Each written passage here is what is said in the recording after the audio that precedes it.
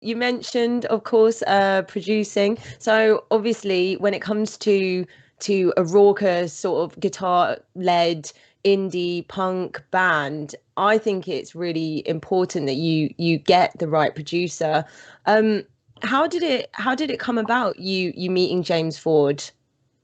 Well, he came to our show at Kentish Town Forum in London, um, and then he got in touch with our management and our record label.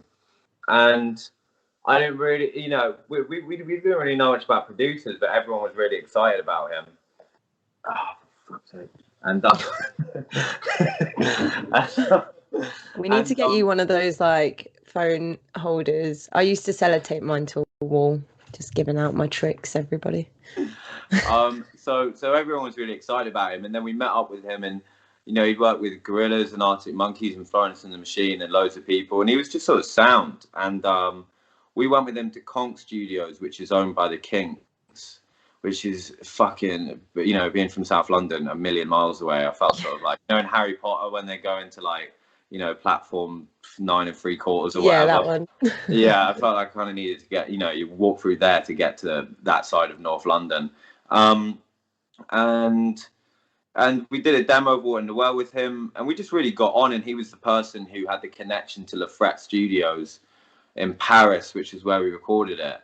And we went there, and it was just sort of like this sort of, like mansion on the outskirts of Paris with lots of like cheese and wine. So it wasn't a great prophecy of how 2020 was going to continue, but it was a fucking wicked way to spend the year before the crisis. Is there a sort of different vibe, especially when you go, so like you mentioned, you've gone from South London to this amazing sort of cheese and wine scenario with obviously quite a wicked studio. Is there like any getting used to a different studio like that, or is everything just like, amazing?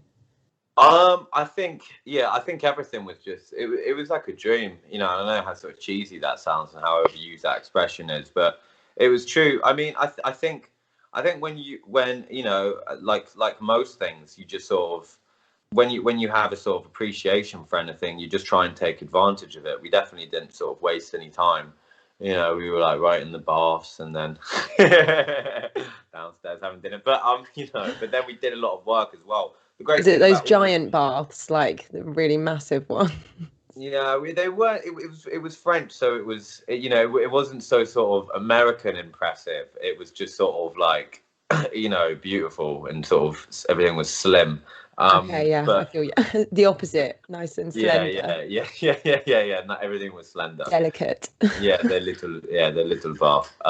But everything just looked there like it was sort of like sort of ancient in the best way, and it was run by a guy called Olivier, who is a sort of like gilf, and Elizabeth, who did the cooking, and she was fucking amazing, and Anthony did. It was all just wicked.